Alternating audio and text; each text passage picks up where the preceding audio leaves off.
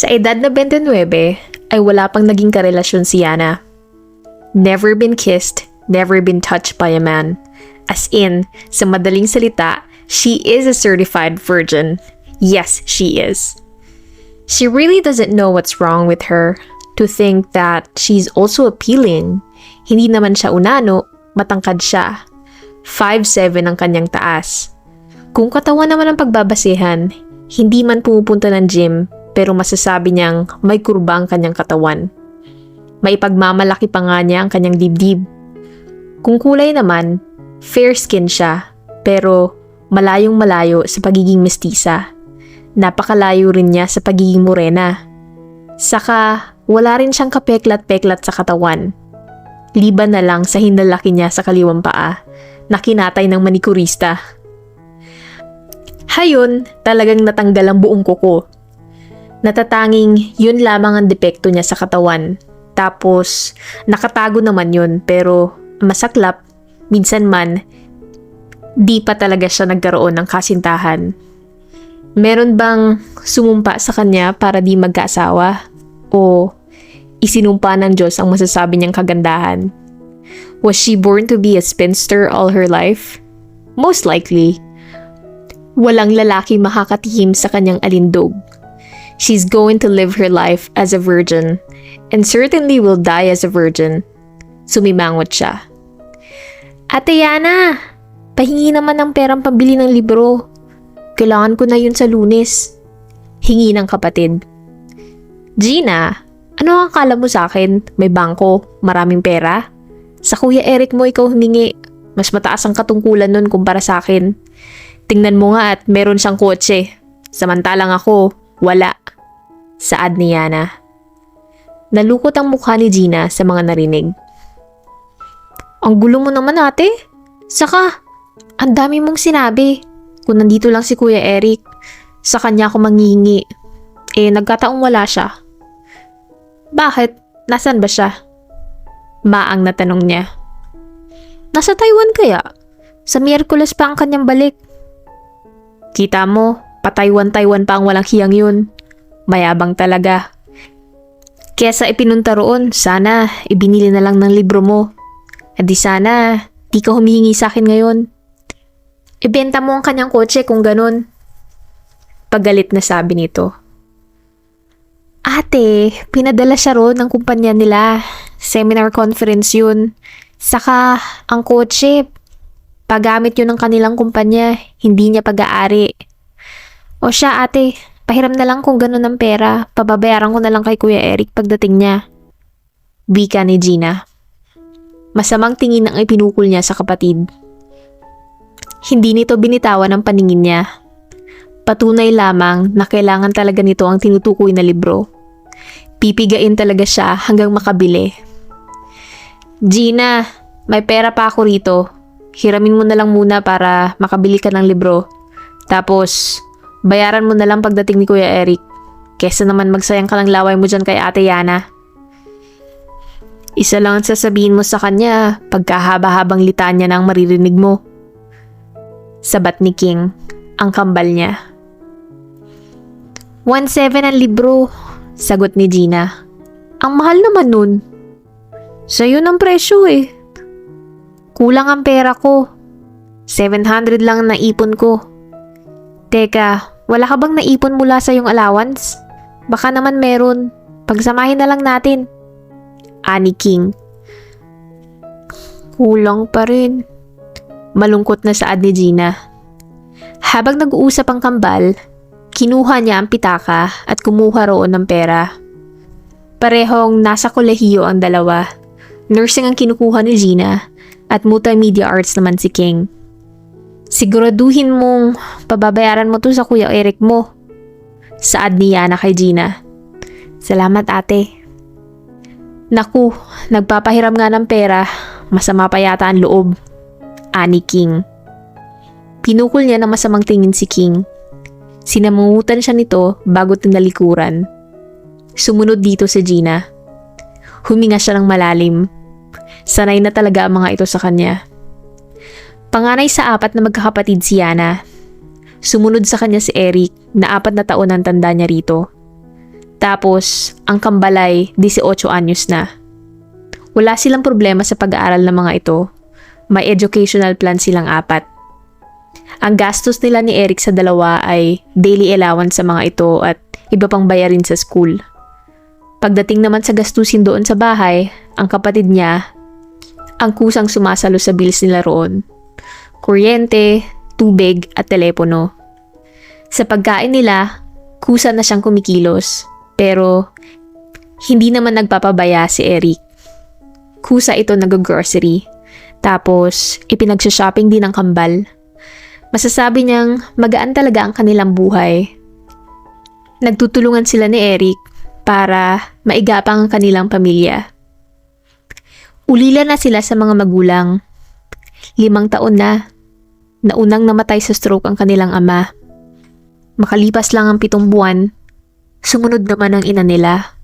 Heart attack din ang kinamatay. Masaklap na sandali yun ang kanilang buhay. Pero tinanggap naman nila ng maayos. Ang mga benepisyo ng kanilang mga magulang na kanilang nakuha, nakaimpok lahat sa bangko. Emergency fund nila. Pero para talaga yun sa kambal. Ang kanilang ama ay nagtatrabaho dati sa bangko. Tapos, school principal naman ang mama nila. Kaya, masasabi niyang sagana ang buhay nila. Kumbaga, hindi sila nakaranas ng gutom. Nasa isang mall si Yana at hindi siya maaaring magkamali. Sigurado siyang merong nakatingin sa kanya. Nagsimula nang umikot ang kanyang paningin. Pero, wala naman siyang napansing particular na nakatingin sa kanya. Napaparanoid na yata siya sa kahihintay kay King. Sabi nito ay sasamahan siya mag-grocery.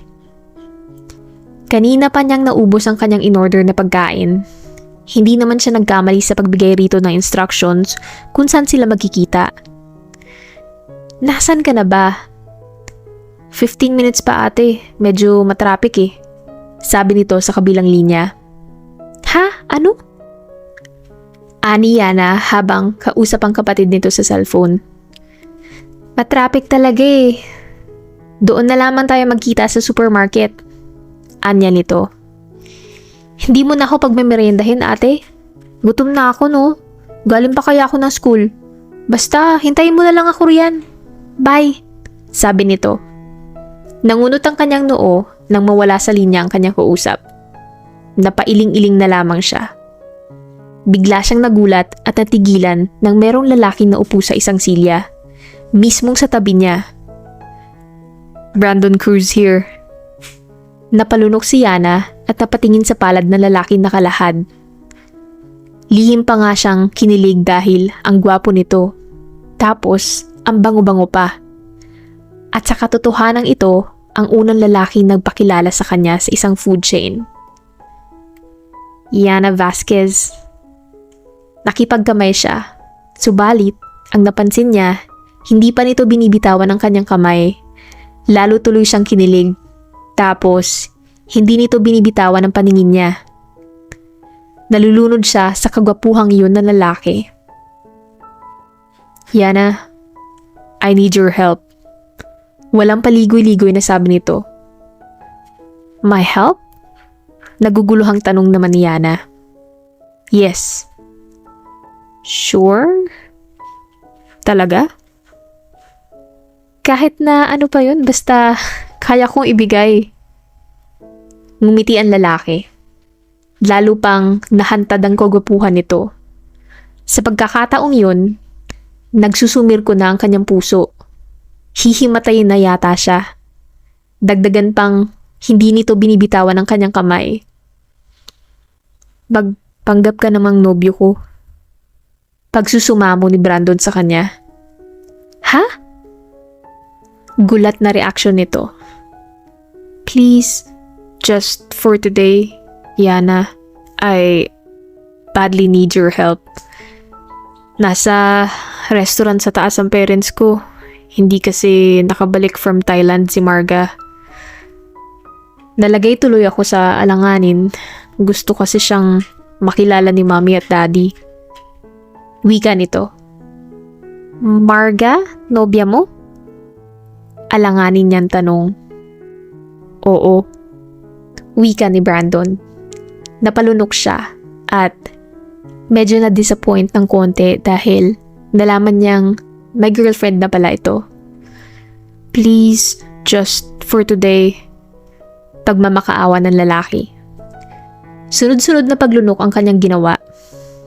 Hawak pa rin ang pinakagwapong lalaking kanyang nakilala ang kamay niya. Wala yata itong planong bitawan yun. Please.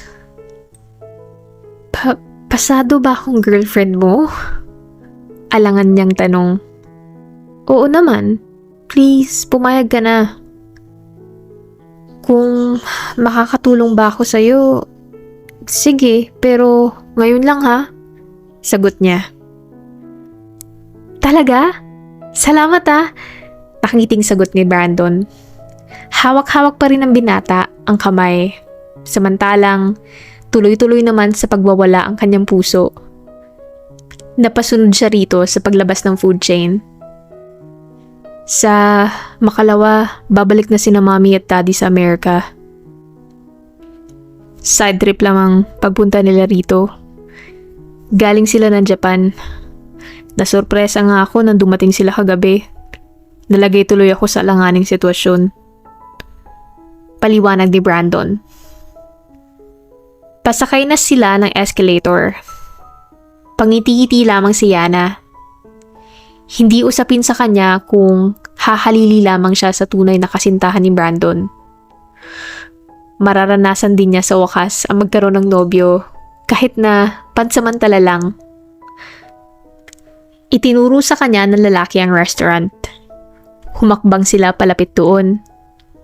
Wala naman siyang maramdamang kaba o tensyon. Ipakikilala naman siya nito sa mga magulang bilang kasintahan. Yun lang naman. Nakapasok na sila sa restaurant. Halos lahat ng mesa ay okupado. Nanatili siyang sumusunod sa lalaki. Naramdaman niya ang pagpisil nito sa kanyang palad. Lalo patuloy siyang kinilig. Tumigil sila sa isang mesa. Kung ganoon, tama ang inaala niya. Kani-kanina lang na ang may edad na babae at lalaki nakatingin sa kanila ay mga magulang ni Brandon. Noon na niya naramdaman ang kaba. Mom, Dad, this is Yana, my girlfriend. Hi! Tumayo ang ginang at nakipagbeso-beso sa kanya. Tapos, hinawakan ang kanyang mga kamay. Sa kabila ng kabang nararamdaman, nagawa pa rin niyang ngumiti. Hindi sila pwedeng mabuko ni Brandon. How are you, Yana? Doing wonderfully great, ma'am. Medyo nahihiyang sagot ni Yana sa mama ni Brandon. Oh, you can call me Tita Mila. Nakangiting sambit ng ginang. Wow, ang galing mo pumili, iho. Itinuon ang pansin sa binata. Pipili ba naman ako ng hindi maganda, mami? Ikaw talaga. Nakagiting sambit ng ginang. Napatikin naman siya sa ama ng binata. Ito naman ang nagpakilala sa kanya. Kasunod nun, ipinaghila siya ni Brandon ng silya. Lumapit ang isang waiter para kunin ang kanilang order. Saan ka nagtatrabaho, Iha? Sa Dell Corporation po. Communication Department bilang supervisor po. Magalang na sagot niya. Matagal ka na roon? Pangalawang trabaho ko po.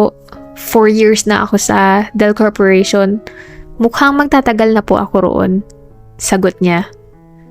Tumangutang-ulang ang mga magulang ni Brandon. Iho, bakit hindi pa ninyo napag-usapan ng magpakasal? Wala kami makitang dahilan ng mami mo para di pa kayo magpakasal ni Yana. Suhestyon ng daddy niya. Napalunok si Yana sa narinig. Don't worry, Dad. Pag-uusapan namin yun. Ani Brandon. Kailan? Kulit ulit nito. Later o sa mga darating na araw. Basta malalaman nyo na lang, Dad, kung anong aming mapag-uusapan ni Yana. Kararating lang ng kanilang orders na magring ang kanyang cellphone. Pagkakitang si King ang tumatawag ay naalarma siya. Naalala niya ang lakad nila ng kapatid. Nawala talaga yun sa kanyang isipan. Excuse me po, tumatawag po kasi ang kapatid ko. Paumanhin niya. Sagutin mo na, Yana. Huwag ka nang tumayo. Sinunod na lamang niya ang suhestyon ng ginang. Ang nagrereklamong boses ni King sumalubong sa kanya. Magmerienda ka na muna riyan, tapos hintayin mo ko. Bili niya sa kapatid. Hindi na kasya ang pera ko, ate. Asan ka na ba? Tapos mauubos pa ang load ko. Gutom na ako eh. Reklamo ni King. Nawala sa linya si King. Naubos na ang load ng kapatid niya kung ganon. Nalito na tuloy siya. Sino iyon, iha? Tanong ng ginang. Kapatid ko po. Alangan niyang sagot. Nasaan siya? Anya. Nasa ibabaho. May usapan kasi kaming mag-grocery. Medyo napaaga ang kanyang dating. Wika niya. Ganun ba? Papuntahin mo siya rito para makilala namin. Wika ng ama ni Brandon. Sige na, iha, para makilala namin. Ulit ng mama niya. Napatingin siya sa binata. Napalunok siya. Tinanguan siya nito. Saka siguradong magagalit sa kanya si King oras na paghintayin niya ng matagal. Maliwanag ang pagkakasabi nito sa kanya. Wala na itong kapera-pera. She didn't know how they pulled it off. Hindi sila nabuko ni Brandon ng mga magulang nito at sa kanyang kapatid. Yun nga lang, nalagay siya sa alanganang sitwasyon dahil ibinida ni King sa kakambal nito at kay Eric na meron na siyang nobyo. Hindi tuloy siya tinantanan ng mga kapatid. Kailan mo siya ipakikilala sa amin, ate? Tanong sa kanya ni Eric. Napakalihim mo talaga. May nobyo ka na pala. Tapos, di mo man lang ipinakikilala sa amin.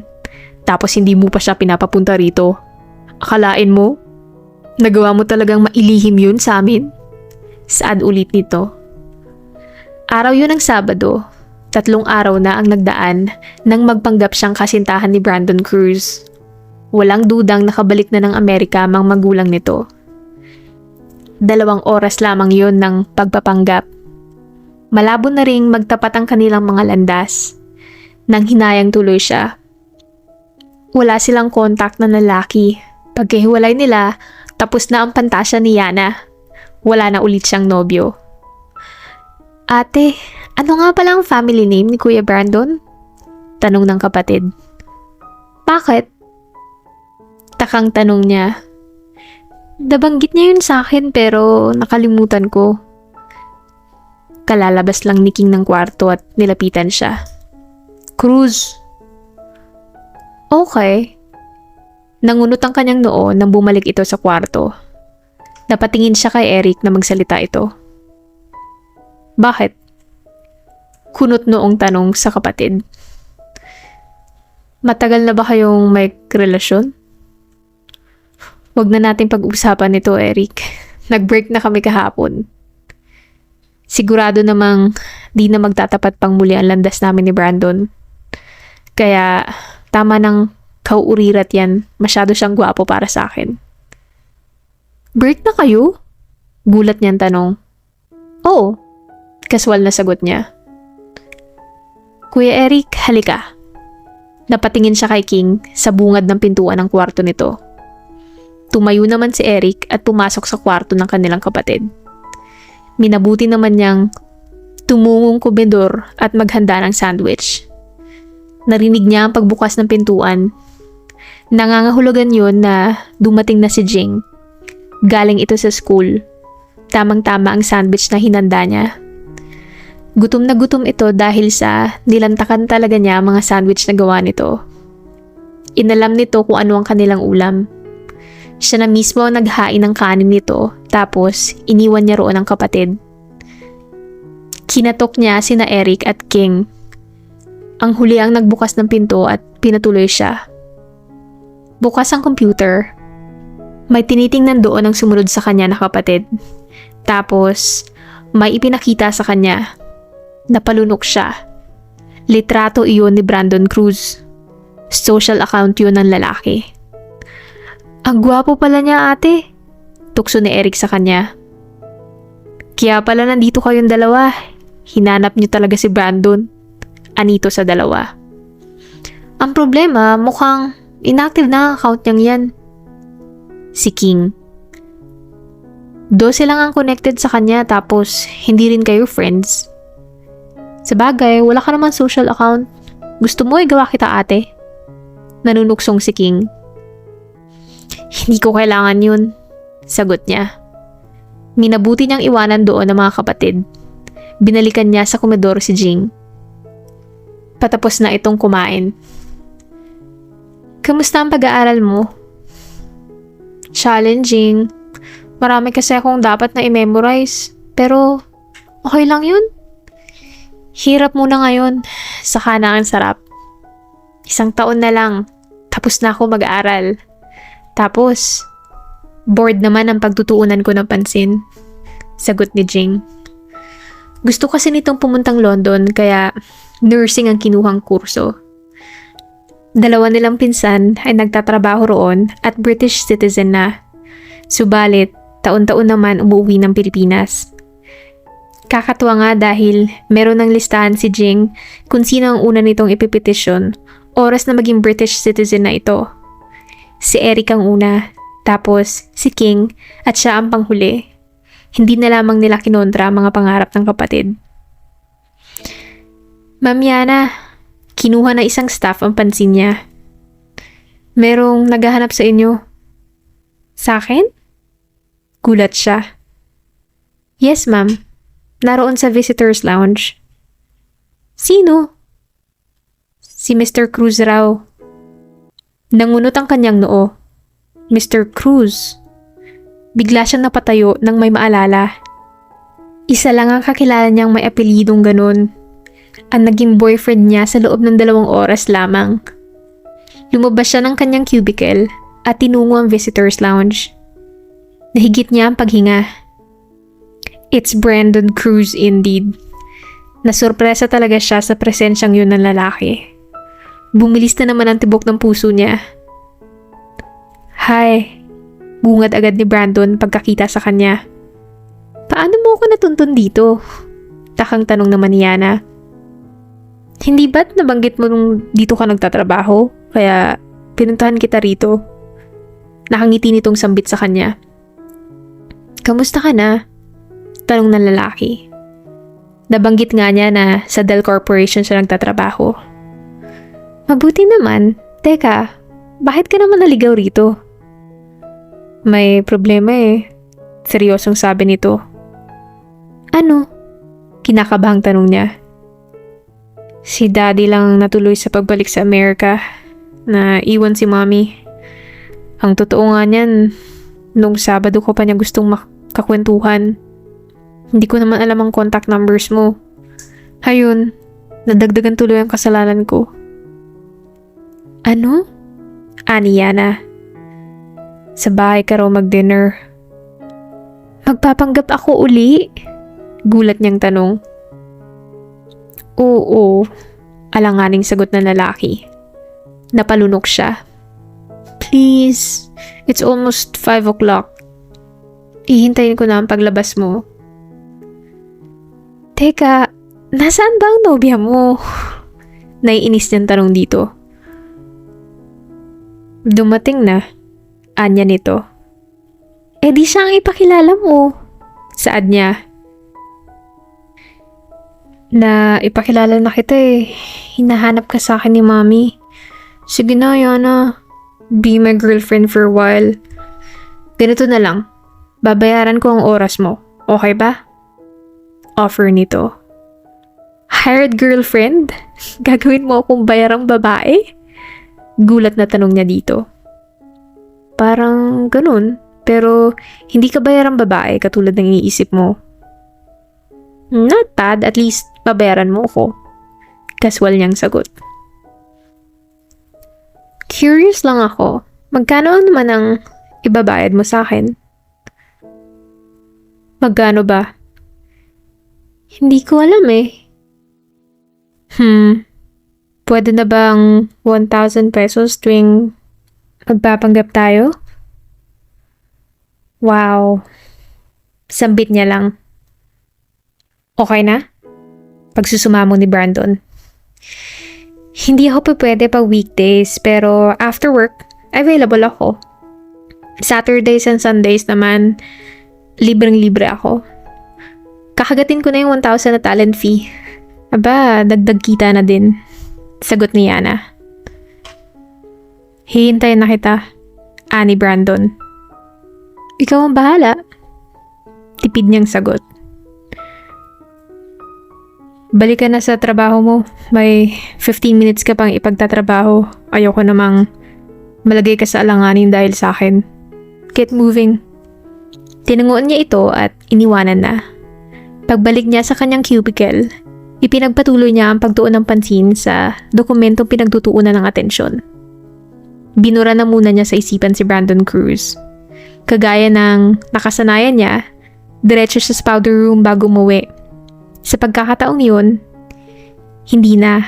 Ayaw niyang maghintay pa ng matagalang lalaki. Napansin nga niya kung paano ito sulyapan at pagbubulungan ng mga empleyado ng Dell Corporation. Hey! Nagtas lamang ito ng paningin nang kuhanin niya ang pansin. Binitawan ito ang binabasang magazine. Antimano itong tumayo. Tinungo na nila ang direksyon ng elevator. Ang mga nag-aabang ay sumentro ang paningin sa kanila. Merong pagmamalaki sa dibdib ni Yana sa pagkakataong yun. Siya naman ang kinaiinggitan ng mga kasamahan. Aba, hindi matatawaran ang kagwapuhan ng lalaking kasama niya. Mami, sinundo ko ho si Yana. Mula rito, diretso na kami riyan. Napatingin siya sa binata. Nakadikit ang cellphone nito sa tenga. Tinapos na nito ang pakipag-usap sa ina at ibinulusan na ang cellphone. Marami pa naman ang nakarinig sa mga tinura nito. Naninigurado si Mami, sabi ni Brandon sa kanya. Basta lang siyang napangiti. May bumukas na elevator. Bigla siya nitong hinawakan sa kamay at sumakay. Tanging silang dalawa lamang nakasakay dahil wala nang espasyo sa iba. Hindi na siya nasurpresa nang malamang may kotse ang binata. Handa itong bayaran siya ng 1,000 tuwing magpapanggap sila. Patunay lamang yun na marami itong pera. Saka, hindi naman siya lugi sa talent fee na matatanggap. Napansin niya ang dalawang nakahanger na damit bago pa man sumakay sa kotse ng lalaki. Tapos, may 3 magazine sa panlikurang upuan. Tapos, ang bango-bango rin ang sasakyan ng binata. Seatbelt mo, untag ng binata. Bago siya nakakilos, ito na ang nagkabit noon para sa kanya. Bigla na naman siyang kinabahan. May pahiwatig na naman tuloy ang kanyang dibdib. Sa malapitan, mas lalong mabango si Brandon. Maging buhok nito na kanyang nasamyo. Mabango rin. Kinilig tuloy siya. Hindi niya matandaan kung kailan siya huling kinilig ng ganon. Pinausad na nito ang kotse. Hindi siya nangahas na magtanong ng mga bagay-bagay na may kinalaman dito. Ayaw niyang maging pakialamera sa paningin ng binata. Sa pagkakaalam pala ni Mami, 6 months na tayong may relasyon. Pero sa tingin ko naman, hindi kanya tatanungin ukol doon. Ang importante, hindi tayo mabuko sa ating pagpapanggap. So, wala akong kaalam-alam ukol sa'yo. Wika ng dalaga. Nag-iisang anak lang ako. Sagot naman ni Brandon. Oo, sambit lang ni Yana. I manage your own company, The Cruz Incorporated. We own the Plaza Metro Malls. Sa Manila, matatagpuan ng Cruz Business Center along Rojas Boulevard. Sa 8th floor ang opisina ko. Sa ad nito. Kayo ang may-ari ng Plaza Metro? Gulat na tanong niya. Kasasabi ko lang, 'di ba? Ang yaman mo pala. Maang nasambit ni Yana. Ang parents ko mayaman, di ako. Sinasahuran din ako, no? Siyempre, mas malaki nga lang ang sahod ko sa ibang empleyado. Saka, marami ding privilege. I get to sign checks and more checks. It's another privilege. Sisiw lang pala sa'yo ang 1K. What do you mean? Ang talent fee ko. Ha? Aba, mahirap yatang magpanggap. But don't worry, I'll take it as you offer. Kung alam ko lang na super rich ka, humirit sana ako ng mas mataas na talent fee. Sayang talaga. Ani Yana. Walang sagot mula rito. Nagpatuloy sila sa pagbiyahe. Sa alabang ang kanilang destinasyon. Kasalukuyan silang nasa South Expressway. Meron na nga siyang idea kung saan village nakatira ang mga crews. Hey, bago ko pala makalimutan, umuuwi lamang ako rito pag weekend. Meron akong condo sa Rojas Boulevard, yung Bayview Palace. Malapit lang yun sa Cruise Business Center. Ang totoo nga niyan, magkatabi lang ang dalawang gusali. 24th floor, Unit T. Oh, okay. Pasok na tayo. Sure. Muli na namang sumikdo ang kanyang dibdib nang hawakan nito ang isa niyang kamay. Nag-doorbell si Brandon. Ilang sandali lang silang naghintay at mismo ang ina nito ang nagbukas sa kanila ng pintuan. Yana! Good evening po, Tita Mila. Bati nito sa ginang. Sinabayan niya ang kilos nito para magpalitan sila ng beso-beso. Hinawakan siya sa kamay at pinapasok. Literal siyang nalula kung gaano kagara ang bahay ng mga ito. Nag-uumapaw ang mga kayamanan ng mga ito. Kumpara sa mga crews, walang panama ang pamilya nila.